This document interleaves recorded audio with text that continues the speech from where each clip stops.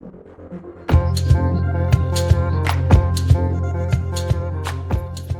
amigos de YouTube, el día de hoy vamos a hablar de un tema muy importante que es el futuro legal del Bitcoin en el Perú. Para esto nos acompaña Miguel Morachimo, él es abogado por la Pontificia Universidad Católica del Perú y director ejecutivo de Hiperderecho.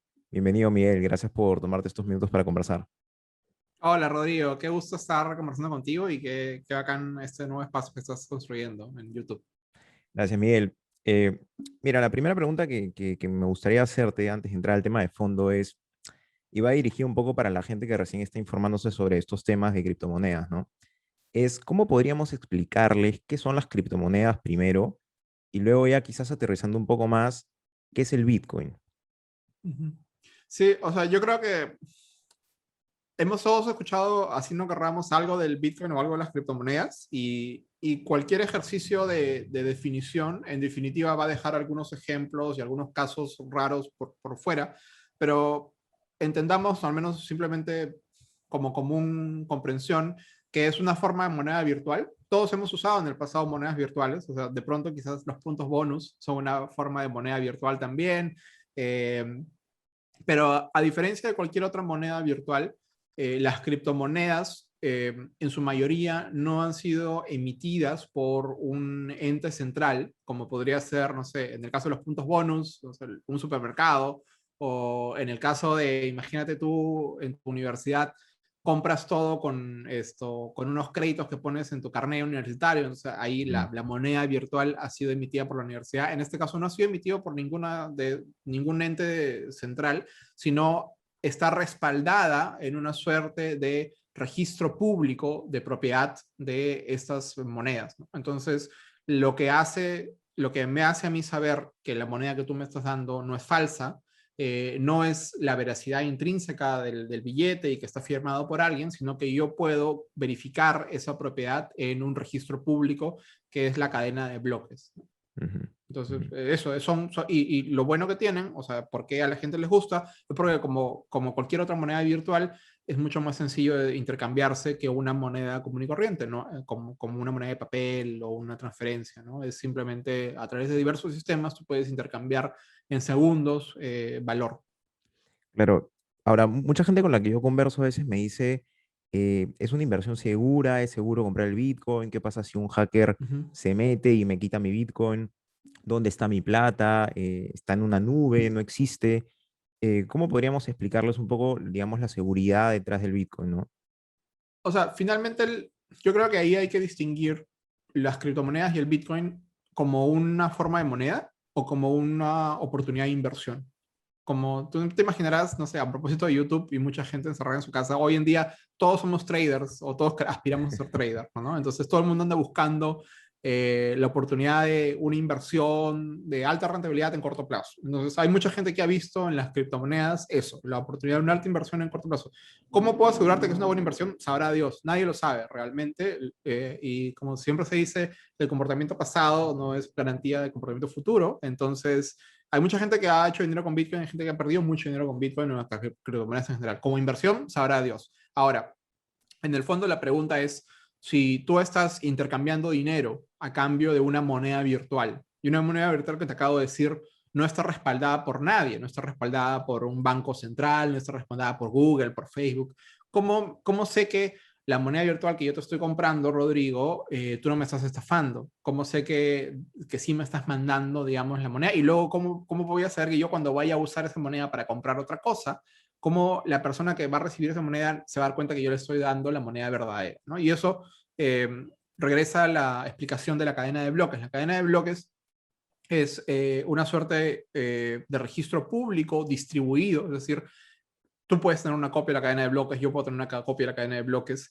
es compartido por todas las computadoras que están conectadas a la red en este caso, de Bitcoin, ¿no? Entonces, cuando dos personas intercambian, cuando dos partes intercambian Bitcoin, esta transacción se escribe en la cadena de bloques y se replica en diversas computadoras en todo el mundo que están conectadas a la cadena de bloques, ¿no? Entonces Ujú. es como, imagínate, en lugar de que tu cuenta bancaria esté solamente almacenada en los servidores de un banco, está almacenada en los servidores de todos los bancos. Y no solo está almacenada en los servidores de todos los bancos, sino probablemente está almacenada en los celulares de todas las personas que tienen la aplicación del banco. Ujú. Entonces, ¿cómo sabes que tú, cómo sé yo que tú me estás dando realmente el valor que me prometes dar? Porque es verificable en este archivo público de propiedad. ¿Y cómo sabe la siguiente persona que yo le estoy pagando con unos bitcoins que realmente me pertenecen? Porque lo pueden verificar y esa transacción se escribe de vuelta en la cadena de bloques. Eso es Claro. la real genialidad detrás del Bitcoin. Por eso es que si tú miras, yo creo que ya quedarán casi más de 10 años que existe esto, eh, quizás se ha gastado igual de tiempo hablando de la oportunidad de las criptomonedas que igual de tiempo hablando de la oportunidad de la cadena de bloques, ¿no? Y que Ujú. mucha gente considera que eso es fácil hasta lo realmente revolucionario. La Claro. idea de tener un registro centralizado, una base de datos distribuida e inalterable, es inalterable. ¿Por qué? Porque la única manera de falsear la información de la cadena de bloques sería lograr que más de la mitad de las computadoras conectadas a la cadena de bloques alteren deliberadamente la información de la cadena de bloques, ¿no? Y Claro. precisamente la seguridad de ese mecanismo está en la distribución, ¿no? Hay tantas computadoras conectadas a la cadena de bloques que lograr apoderarte de la mitad es muy difícil. Ujú. Claro. Ahora, yendo un poco más al tema legal, al día de hoy, ¿cuál es el estado, digamos, normativo sobre las criptomonedas en el Perú, ¿no? Es Ujú. decir, ¿tenemos ya alguna norma que regule estos temas o todavía es territorio desconocido aquí? Como criptomonedas en sí mismas, yo entiendo que no hay ninguna norma, pero, por ejemplo, si yo te vendo mi carro y me pagas en Bitcoin, se presume que aplican las reglas tributarias, ¿no? Por ejemplo. Claro. Eh, de la misma manera, no sé, cualquier dividendo, resultado de una inversión o lo que sea. Entonces, yo creo que como sí mismo, creo que no es reconocido como moneda de curso legal Ujú. el Bitcoin, pero lo que no quita que igual esté sujeto a las típicas reglas tributarias y de contratos pertinentes, ¿no? Y Claro, finalmente, generales. por la autonomía de las partes, va a depender de mí. Si tú me quieres, si yo te estoy vendiendo mi carro y tú me quieres pagar en Bitcoin, va a depender de mí si te acepto o no el pago, ¿no? Ujú. Lo que tenemos en Perú es una ley de dinero electrónico, que debería llamarse realmente la ley de la expresión electrónica del dinero, porque lo que regula es la posibilidad de que existan billeteras móviles o billeteras virtuales donde alguien puede poner dinero, pero es como ponerle saldo a un celular, ¿no? Claro. Finalmente, la divisa sigue siendo soles, es convertible uno por uno con el sol de verdad, con el sol de papel, y está todo garantizado, o sea, no hay una emisión autónoma como en el caso de los bitcoins, ¿no? O sea, Ujú. hay tantos soles como el Banco Central de Reserva decida que existan, electrónicos o no electrónicos, no hay, mientras que en el blockchain, en el bitcoin, la emisión está controlada, ¿no? Ujú. Miguel, Perdón, está controlada, pero es está distribuida. No hay, distribuida por no hay todo el un solo mundo. ente. Sí, no hay un solo ente encargado de la emisión. Ujú. Miguel, en los últimos meses hemos visto algunas noticias interesantes, ¿no? Por ejemplo, en El Salvador, Nayib Bukele, digamos, aprobó el Bitcoin como moneda de curso legal, en China, en Estados Unidos.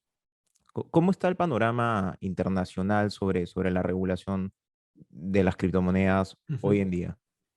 Yo creo que las criptomonedas se han puesto muy de moda, ¿no? Y te diría incluso más que el Bitcoin en los últimos años, cosas como el Ether, que es la criptomoneda del Ethereum, Ujú. o el Dogecoin, que Elon Musk intentó promover. Ya, Cardano.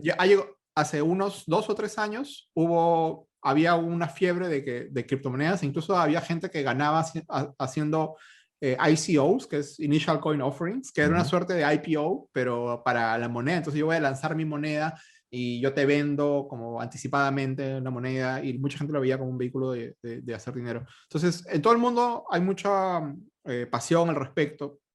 No obstante, y en muchos lugares ya existen, o sea, finalmente apelando a la autonomía de las partes, existen tiendas, negocios, sitios en línea que aceptan criptomonedas como medio de pago, ¿no? Esto rápidamente, además, es un sector que aunque ofrecía la promesa de la descentralización, es un sector que está tendiendo a concentrarse, ¿no? Entonces ya tienes como casas de cambio muy importantes, empresas de billeteras virtuales muy importantes en el mundo que están transando mucho dinero y poquito a poquito están empezando a hacer vistas con tolerancia por parte de los estados. Yo creo que muchos estados han tomado una aproximación de esperar y ver, a ver cómo evoluciona este mercado, apropiadamente me parece, porque yo creo que en los últimos años no se ha convertido en la ola que iba a arrasar el mundo como se prometía hace 5 años, ¿no? Continúa siendo un fenómeno en los márgenes y creo que todavía no ha tenido ese momento de distribución y masividad pública. Muchos estados han intentado o sacar su propia criptomoneda, con lo cual lo único que hacen es simplemente se benefician de la idea de una cadena de bloques, pero ellos controlan la emisión, ¿no? Ese fue el caso, por ejemplo, de la criptomoneda venezolana, el Petro, que sabrá Dios quién la usó, y sé que en Asia también algunos estados están intentando sacar su propia criptomoneda, Sí. y otros estados lo que han intentado es, de una u otra manera, reconocer alguna criptomoneda como una moneda de curso oficial, ¿no? Que es el caso de El Salvador, que no está de más mencionar que El Salvador es un país que tiene muchos problemas de derechos humanos y que deberíamos estar Sí, hablando de eso antes de las locuras que hace el presidente. Pero no obstante, el correcto. presidente también ha elegido esto, ha elegido reconocer el Bitcoin como un medio de pago legal en el país. Y ha sido muy criticado, Esto, dicho sea de paso. sí, claro, porque al igual que Perú, es un país en donde no todo el mundo tiene acceso a Internet, donde no todo el mundo tiene un smartphone. Entonces, por ahora ha sido visto simplemente como un fenómeno común y corriente, perdón, como un fenómeno anecdótico, el que tú puedas pagar algo en dólares o en Bitcoin, ¿no? Porque El Salvador está dolarizado. Tú puedes pagar en dólares o en Bitcoins. Existen casas de cambio, pero el presidente, en una política que no ha terminado de explicar, ha ofrecido incluso como regalar cierta cantidad de bitcoins a cada salvadoreño como para que empiecen a usarlo, etcétera, lo cual sí implica que el gobierno va a tener que sacar dinero de un equilibrio fiscal que ya hace agua y esto invertir en un vehículo que es intrínsecamente riesgoso porque sube y baja de valor todo el tiempo, ¿no? Entonces, yo creo que El Salvador, lamentablemente, creo que no es un buen caso de estudio porque no se está aplicando, o sea, no es un buen caso de estudio para ver si el Bitcoin ofrece o no oportunidades de inclusión financiera y oportunidades de desarrollo económico, ¿no? Esa es la razón por la cual incluso hasta el Banco Mundial, por ejemplo, ha negado como que dar su apoyo a este proyecto. Otra cosa que además se comenta mucho a propósito particular del Bitcoin, esto no es el caso para muchas otras criptomonedas, pero sí para el Bitcoin, es que la manera en la que tú generas Bitcoin es a través de un proceso de minería de bitcoins, que es un proceso computacionalmente intenso. Básicamente son muchas computadoras que compiten por ver quién resuelve más rápido una ecuación matemática y de una u otra manera consolida las transacciones en la cadena de bloques. Esta carrera por por resolver estas ecuaciones y ganar nuevos bitcoins, lo que está generando es un consumo de energía alucinante, porque cada vez Masivo. necesitas computadoras más potentes para hacerlo. Y de hecho, los lugares donde hoy se hace más minería de Bitcoin son los lugares en donde el Estado subsidia masivamente la energía o donde no es tan caro tener energía y servidores, ¿no? Como en China, en Venezuela, hay mucha gente que está convirtiendo literalmente petróleo en dinero de vuelta. Entonces creo que ir muy allá con el ejemplo particular del Bitcoin es agarrar casi un experimento como lo fue el Bitcoin y tratar de hacerlo masivo. A mí muchos de los principios intrínsecos de una criptomoneda me parecen interesantísimos y creo que así como o sea, el día que salió Uber, tú puedes pensar lo que quieras de la aplicación y de sus competidores, pero es muy probable que dentro de 50 años la manera de tomar taxis sea tributaria y heredera de esa innovación. O sea, De ya no hecho. va a haber una vuelta atrás en la sociedad.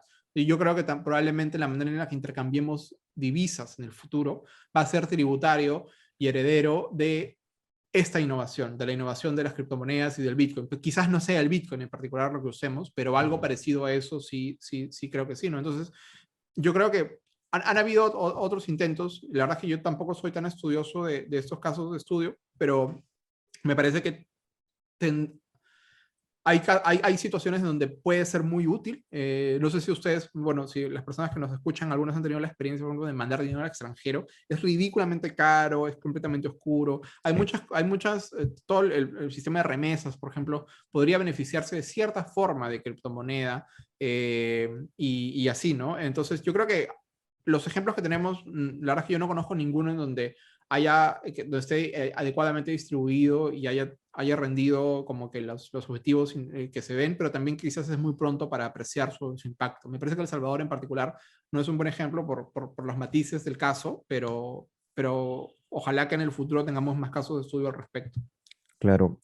Miguel, ahora, llevando esto al Perú, a nuestro país, intentando hacer una predicción así muy arriesgada, ¿cómo ves tú el futuro del Bitcoin, de las criptomonedas en materia legal en nuestro país? Ujú. Em, ¿Piensas que van a prohibirlas de manera total, como por ejemplo se postula en China, o que simplemente se va a establecer un marco normativo un poco más preciso y justamente que deje un poco más de espacio para que las mismas partes pacten sus condiciones y puedan, digamos, tener un tránsito mercantil económico más libre? Ujú.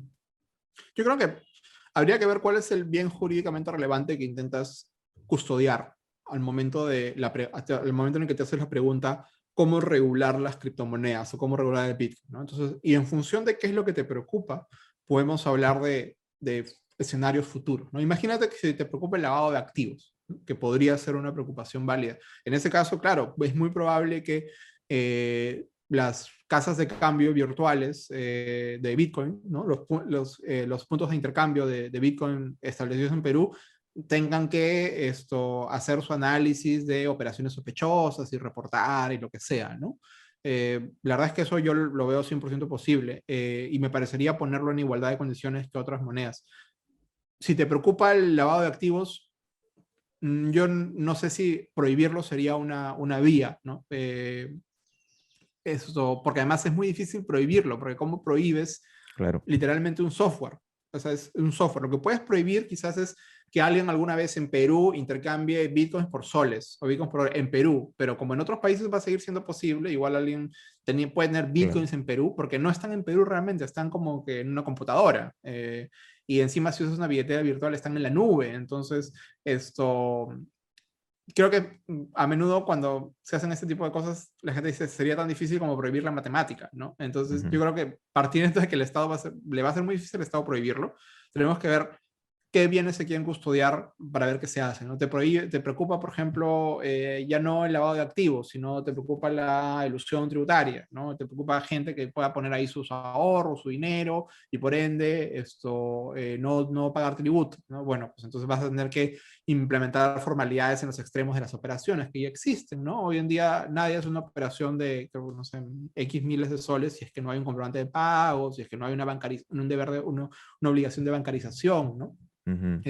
Entonces, yo creo que la respuesta va a ser o sea, quisiera que la respuesta sea un poquito más inteligente y quirúrgica, ¿no? Respecto al problema. Ahora, sí, nada garantiza que no salga una norma que diga se prohíbe el Bitcoin, pero va a ser bien difícil. En Perú tenemos está prohibida la clonación de seres humanos también por el Código Penal, por ejemplo. No Ujú. sé si eso ha detenido a alguien de clonar a seres humanos. Entonces, hay muchas cosas que pueden suceder, pero a mí el tipo de regulación que me gustaría sería esa, ¿no? No necesariamente una regulación a nivel de la prohibición, sobre todo porque más allá del Bitcoin o no, las criptomonedas, como te digo, vienen de distintos sabores y colores. Entonces, prohibir toda forma de criptomoneda sí sería, por ejemplo, cortar la posibilidad de que muchas otras cosas funcionen bien, ¿no? O sea, Ujú. ¿cuántos otros sistemas paralelos podrían existir en función de eso? Correcto. Ahora, en los últimos meses hemos visto, no sé si te enteraste de esto, que Elon Musk, su compañía Tesla, aceptó el pago de bitcoins, ¿no? Ujú. Para comprar Teslas. Evidentemente, el valor del bitcoin subió muchísimo y un par de meses después saca un comunicado oficial diciendo que en realidad se había dado cuenta que justamente la minería de bitcoins generaba un impacto ambiental muy grande, que iba en contra de los valores de la empresa, de Tesla, y bajó durísimo el valor del bitcoin, ¿no? Entonces mucha gente ha interpretado esto como una manipulación de mercado, ¿no? Una mala fe, de Elon Musk y mucha gente ha perdido mucho dinero porque evidentemente compraron sus bitcoins en su momento. ¿Cómo podemos contribuir nosotros como sociedad civil, ¿no? Como personas a pie, a que la gente no haga locuras con estas criptomonedas, ¿no? Porque hay mucha gente que hoy día le dan su sueldo a fin de mes y va y compra todo Ethereum y después termina perdiendo todo. Sí. No sé, ¿hay algo que nosotros podamos hacer? O sea, yo creo que necesitas un poco más de educación financiera, ¿no? Reconocer que los mercados son emotivos. Ahora mismo debe haber un montón de gente tratando de hacer un margen en la inversión en dólares, ¿no? O en la inversión en soles, ¿no? Ahora mismo que en principio el dólar está subiendo y el sol está bajando, mucha gente podría intentar comprar soles con la expectativa de que luego suba, no sé.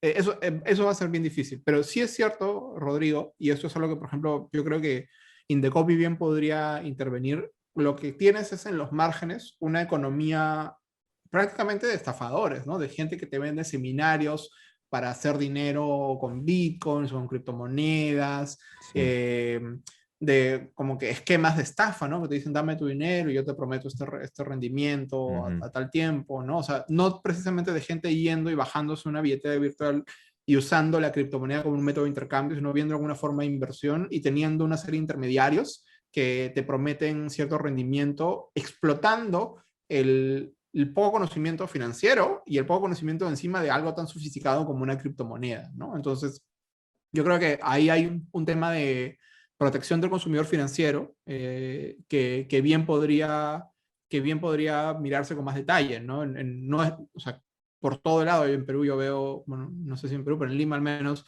veo estos publicidades, estos seminarios Bitcoin, etcétera, ¿no? Que yo creo que están tratando de montarse en esa ola, ¿no? Tú miras a Elon Musk hablando de esto y bueno, si no lees las noticias todos los días, puedes pensar que es una forma de inversión válida, ¿no? Incluso, no sé si te acuerdas, salió hace varios años, también, hace varios meses, un reportaje de estas noticias falsas que decían como Gastón Acurio ha invertido en esta criptomoneda y mira Sí, el sí. dinero que ha ganado, Martín o Vizcarro esto, también salía. Gianmarco, Sí. claro, Martín Vizcarra. Eso, por ejemplo, me preocupa mucho más que la criptomoneda en particular. O sea, si tú me dijeras hay que regular, no, le digo, hay que caerle a estos estafadores. Son estafadores, claramente. Claro. Y hay una economía en torno a ellos. Eso, por ejemplo, me parece que como sociedad, o sea, o como sus usuarios, o sea, así como ahora recomendamos a la gente no abras enlaces que te lleguen del banco por tu correo o por mensaje de texto, cuidado con esta forma de estafa, yo creo que lo siguiente es eso, ¿no? Eso de cuidado con la gente que te ofrece rendimientos sobrenaturales en un periodo corto de tiempo, porque probablemente es mentira, ¿no? O sea, eso ha sido, es mentira hace 100 años y va a seguir siendo mentira, ¿no? Si De fuera tan hecho, sencillo, no habría un rendimiento. Miguel, solo para terminar, ya a nivel de, digamos, tecnología en el Perú y a nivel de políticas públicas, ¿qué nos falta como país para estar listos para afrontar todos estos cambios tecnológicos que en otros Uh -huh. países ya son una realidad y que en Perú recién se están conversando? Si tuvieras que digamos, proponer dos Uh cosas, -huh. ¿cuáles serían? No perder de vista que cuando conversamos de tecnología, y esto es algo que es cercano a mi desempeño profesional, que cuando conversamos de tecnología conversamos también de derechos de las personas, derechos humanos, a no perder de vista la dimensión privacidad, la dimensión libertad de expresión, la dimensión acceso a la cultura y el conocimiento, cada que nos enfrentamos a una pregunta de eh, cómo lidiar con una nueva tecnología, ¿no? Un ejemplo claro de eso es, por ejemplo, cuando se puso en moda Pokémon Go y la Municipalidad de La Punta prohibió los juegos de realidad aumentada en La Punta, ¿no? O Ujú. sea, eso es uno. Y lo segundo, yo creo quizás entender la tecnología como un fenómeno en movimiento. Cuando uno piensa en cómo regular, no sé, el mercado de pesca o el mercado textil, estamos hablando de mercados que más o menos que se comportan así hace mucho tiempo. La tecnología es algo que está cambiando todo el tiempo. O sea, mira la saliva que se perdió hablando de, no sé, pues del Bitcoin hace 5 años y hoy no, nada de esos escenarios apocalípticos han sucedido, ¿no? Ajá. Entonces yo creo que quizás que el Estado incorpore uniformemente, porque algunos lados del Estado sí lo están haciendo, mecanismos más inteligentes de regulación, ¿no? A mí me gusta mucho esto del sandbox regulatorio que se está proponiendo, que se está promoviendo en nuestro país, que aspira a intentar crear nuevas reglas para fenómenos nuevos y contenerlos a un área geográfica o a un sector mercantil en particular, con la expectativa de ver qué pasa, ¿no? De intentar y ver, porque lamentablemente yo creo que en derecho nos hemos olvidado que también somos, o sea, que también experimentar está bien, ¿no? Estamos muy acostumbrados a que existan respuestas categóricas a las cosas y la Ujú. mayoría de cosas no tienen respuesta categórica. Entonces, necesitamos mecanismos en nuestras leyes que se den cuenta que algo salió mal, que la norma no se usó nunca, que la norma está provocando peores efectos de los que anticipábamos que provoque y poder regresar sobre ellos, ¿no? Esa humildad regulatoria creo que es muy necesaria y creo que en su mayoría las leyes que hoy se escriben con vocación de permanencia, ¿no? De atemporalidad, de así va a ser esto en el futuro para siempre, ¿no? O Sí, sea, mira, ¿te acuerdas? Hace 2 años, me acuerdo, yo he pasado un mes de mi vida pensando en cómo regular los scooters eléctricos en Lima, etcétera, y ahora a nadie le importa ese a nadie le problema, o sea, importa. Sí. dejaron de ser un problema en nuestra sociedad, no pasó nada de lo que la gente decía que iba a pasar, pasó, ¿no? Ujú. Entonces, a esperar y ver y tener la humildad de regresar sobre la marcha es muy útil. Sobre todo esa humildad regulatoria, me gusta mucho, mucho esa expresión. Gracias, Miguel, Sí. por tomarte estos minutos para conversar. Estoy seguro que toda esta información va a ser útil para la gente que nos escuche por ahí. Gracias a ti, Rodrigo, y solo recordarles a nuestras amigas y amigos que yo trabajo en Hiperderecho y si quieren saber más de las cosas que hacemos, las y los invito a hiperderecho.org. Si te gustó este video, dale me gusta y no te olvides de suscribirte al canal. Nos vemos hasta la próxima.